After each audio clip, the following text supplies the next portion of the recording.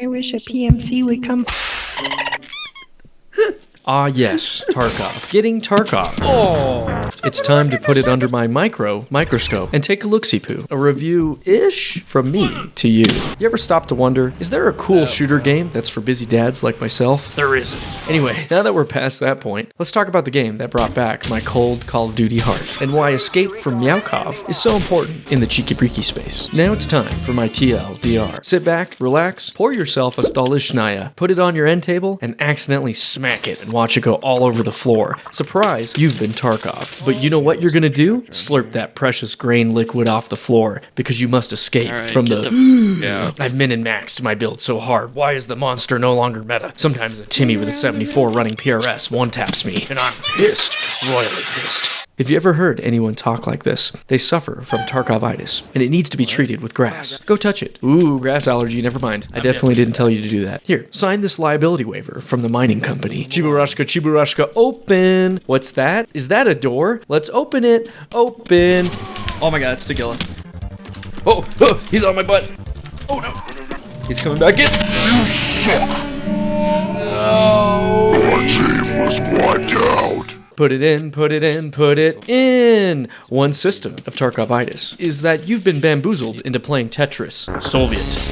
It's like the Rat in a Maze version of it, where you need more space for your stuff, because you can't have enough stuff. Oh, I need more stuff. Where's my cooler, Jaeger? Why is it 5 million ruble, Jaeger? Alright, I just finished my Stolly off the floor. I'm good now. Where the heck was I? Ah, yes, Call of Duty. The first FPS I ever got into. The original Call of Duty. What a lot of people don't realize is that United Offensive, its expansion pack, had tanks and cars. Imagine that. I know, it took them 30 years to re-add them to Warzone. Fun fact, I was a sweat in Call of Duty 2. I learned on Dawnville there was a spot, if you jumped, you could shoot people at the other spawn in the foot. It worked really well on the hardcore servers, and then I played COD 4 and really enjoyed it. I tried to enjoy Modern Warfare 2, but the non-dedicated servers discouraged me. That was the last Call of Duty I bought. First-person shooters took a huge backseat. I felt like I had been there and done that. COD 4 was, and is so ahead of its time. It's still my go-to for LAN parties, because no one wants to play Arma 3, because the game is not fun, and that's why I like it. Anyways, eventually this thing called Raid Shooters came out, and I thought, what is that? Is it like The Division? Was it made with kartoshkas? So I decided to see what the Sprats was about.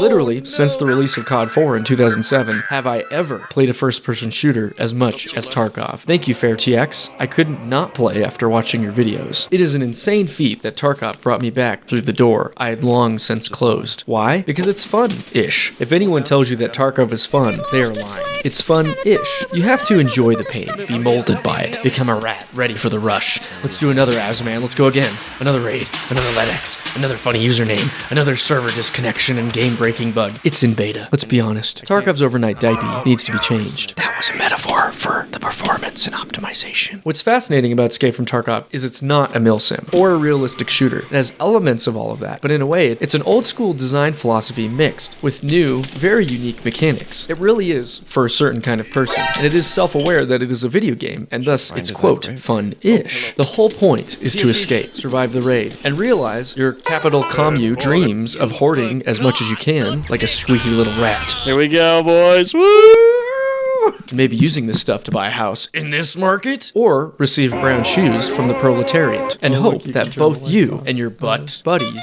survive. Grenade? I'm dead here. I'm dead. And yes, you can play by yourself, but in my opinion, it feels empty. 95% of my enjoyment in Tarkov is the fact that multiplayer is there, and there are other people with mental problems like me in the raid. Oh, I may have... This might you. Yep. Oh, other way. What the hell? Oh, damn. Other doorway. I'm glad he has a terrible aim. That was like Pulp Fiction aim. Thank God. Here's the other thing I love about Tarky. True risk and reward. Should you push Medtown and see if you can nail some other Peemers, or take the long way around because you found some juicy loot in a juicy boot? Insurance does actually get your stuff out if you die, unlike State Farm in California. But if someone else picks up your stuff during the raid, it's gone. So, that means when a group of Timmies kills a Chad, they get the good stuff from the thick boy. Let's talk about the mechanics that support the gameplay. Packing megs, different kinds of ammo, different types of ailments, bleeds, and effects. Ask my bros. They really love the fact that I like to use mags that cause jams. Even with preparation and deep knowledge of fireteam tactics, in raid, you die. What? Bryce, did you just pop out when I was shooting that guy? Yeah, I killed. Son of a- I thought I killed him. Sometimes it's just luck. Often you'll get waffle stomped into a drain by some scav with a TOS from 700 meters, and that's just a part of the RNG. Some days you're Tarkying everyone. Found him. And some days you're the one getting Tarky. Oh, he's right there. It's an ecosystem, for better or for worse, full of joy, misery, and cheaters. He killed me, get him, get him! Some of my favorite moments in gaming from the past few years has been from Tarkov. Hell, even my Wholesome Tarkov clip, which was just a purely random moment in the game. I know I sound like a sociopath, but I promise I didn't have any bad intentions. Well, that continues to make me sound like, anyway, you get the picture. Tarkov is fun with friends, and that's why it's fun. You take the friends away from the raid, and boom, the magic is gone. The world's best gun modding system can only take you so far. I love Barbie Doll Simulator as much as the next straight white guy, but you know, there's gotta be more to it. Let me hit the brakes really quick. I'm gonna deep dive on one of the biggest issues with the game. And no, it's not cheating. Surprise. Even though, yes, running into cheaters can really make you feel like a post-Soviet country that gets bullied by Turkey because NATO. Wrap a zoomer's brain around that one. Escape from Tarkov is not built for busy dads. It rewards those who can sink days, weeks, years, careers into the game, understanding the meta, knowing which real bullet to use on that porn-suspecting dad who just got back from the construction site. I realized with my short time I had with it, certain maps felt like impossible endeavors. My second wipe, I got as far as I could, and it still felt like I was playing all the time. I mostly did night raids to actually get stuff done, and by the end of the wipe, I felt the evolution coming on. I was turning into a Chad, an M80 slinging, level 5 body armor wearing, sorry, not level 6, that's a whole other animal, PMC. Gah. Yes! And then I got absolutely obliterated by some young. got me too. It reminded me of Call of Duty 2. I know there was a busy dad on the end of my scope. Freshly spawned behind the church, dropped dead by a 7th grader. Then the game wipes. All my progress, everything I had strived to do before I was even a busy dad was gone. Then I became a busy dad, and I would never be a Chad. I didn't have time to micromanage my stash all day, every day, and continue the pain of fighting a 5-man on woods. We had a brief moment of fun in player versus player, but the usual run of cheaters one-tapping us yet again after the wipe made us realize that Tarkov maybe wasn't the game to play anymore, and it started losing its sweet, sweet Tetris grip on our CMS kits, if you know what I mean. So I took a break, and my guess is most of the casual players do. Many have already hung their helmet up. Then SPT Tarkov came out, and modders added all the promises by Battlestate Games. I played SPT for a bit, but yet again, the loneliness of playing Tarkov by yourself just didn't do it for me. But it did help me understand the endgame I'd never been able to get to. My main critique with the endgame of Tarkov is the quests. Some are really cool and fun, but once you've collected Salewas for the 40th time, it's one big pot of meh. And don't get me started on the big endgame quests. Comrade, Jaeger wants you to shoot 46 and a half scavs between 2 and 2:30 a.m. while wearing his favorite red thong while it's raining with a TOS from at least 500 meters with ammo only found in raid. I uninstalled SPT due to the hollow experience of playing by myself. Don't get me wrong, the mods were amazing though, which paved the way for player versus environment. It finally happened. Tarky with your bros offline for a shoddy fee of 20 euros. I killed him. Oh! You good? Yeah, I'm good, actually. I had a... Oh! I'm now I'm not good. I am not good.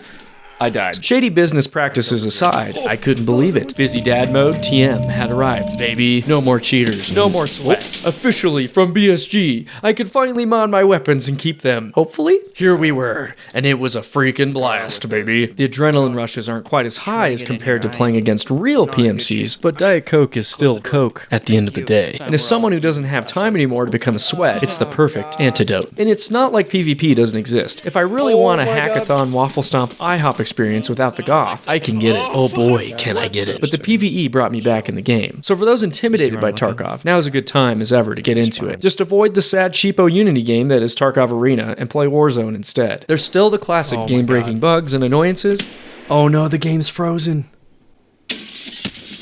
Oh, dude, the game froze and I died. But you're the rat in the maze, and you'll always come back for the mayo and squash. I'm not really sure where they're gonna go from here. The game is going to have to make some big changes soon, because if I was a betting man, something will come and blow it out of the water. Either way, though, I really enjoyed my escape from Tarkov. It is truly a breath of fresh air, which is what I'm all about. Challenging, fun, intense, and equal parts buggy and annoying. I strongly doubt they will change the formula too much after this. Let there be light. Good lord. I can't even see. Oh my god. I can't even see.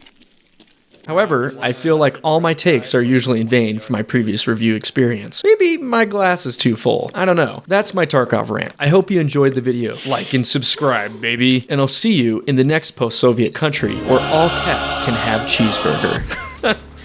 Oh man, I feel like this was me doing the real millennial cringe. You don't like it, do you? Nobody does. Anyway, this is DylonND, and I'll see you in the next one.